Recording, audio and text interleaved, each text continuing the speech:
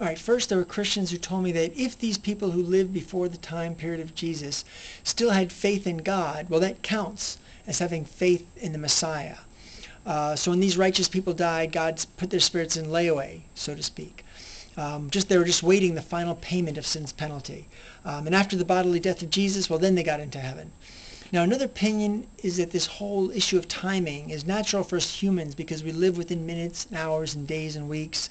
But because God is not limited in that way, maybe this whole idea of this time period before Jesus and time period after Jesus just might be meaningless to a timeless God. So maybe we're not even equipped, conveniently enough, to even answer this type of question.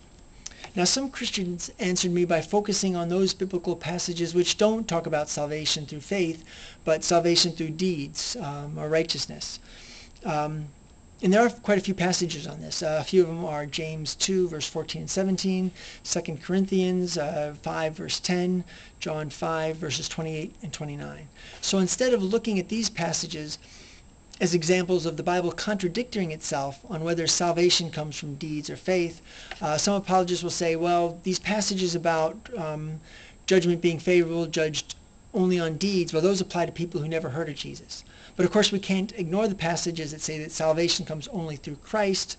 So the next step is to say that, well, these people who never heard of Jesus but were judged righteousness, they still had to have faith in Jesus, but after they died, after they were resurrected. And it gets into some complex details, which I won't go into, because I feel these are fine matters that for Christians to debate over.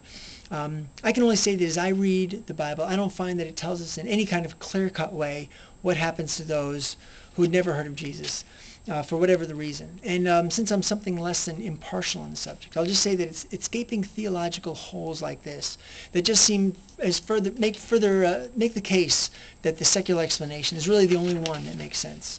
So for the rest of this video and for the next two, I'm going to be looking at 3 issues about the afterlife that I feel needs to be raised when one reads the Bible from cover to cover. And I'm going to contrast what I see as the flaws of the religious explanations versus what I see as the clarity and the logic of the secular explanation. Now, issue 1 will be explaining the Old Testament's contradictory passages on the Bible. Now, one of the religious explanations, again, is that the early books don't mention afterlife because Jesus hadn't arrived yet. Now, one of the problems with this belief is that we have to believe that God, of course, knew an afterlife was coming, but not only didn't mention it, God even inspired passages that specifically denied an afterlife. Now, apologists will see it differently because they can interpret the Bible in such a way that all its passages are in harmony with each other. For example, if they take a passage like Psalm 78, verse 39, humans are but flesh, a passing breeze that does not return.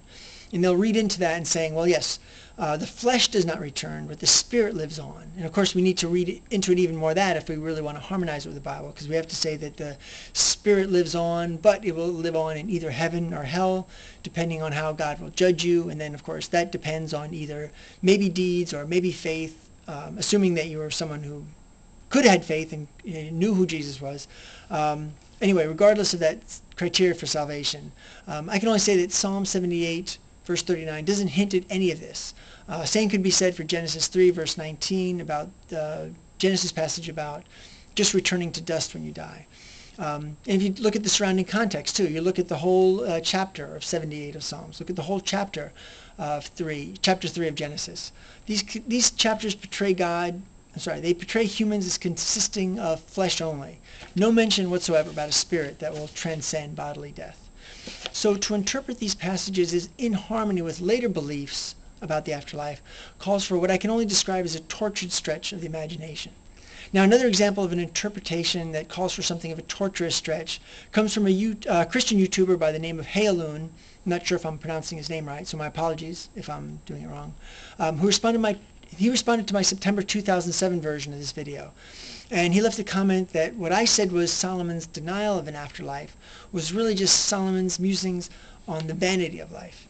Now I'm going to read this passage from Solomon again. This is from Ecclesiastes 3, verse 19 through 21. For the fate of humans and the fate of animals is the same. As one dies, so dies the other. They all have the same breath. Humans have no advantage over the animals, for all is vanity. All go to one place. All are from the dust. All turn to dust again. who knows whether the human spirit goes upward and the spirit of animal goes downwards to the earth. Now, to me, Solomon is being clear as could be. Fate of humans, fate of animals, same thing, all return to dust when we die.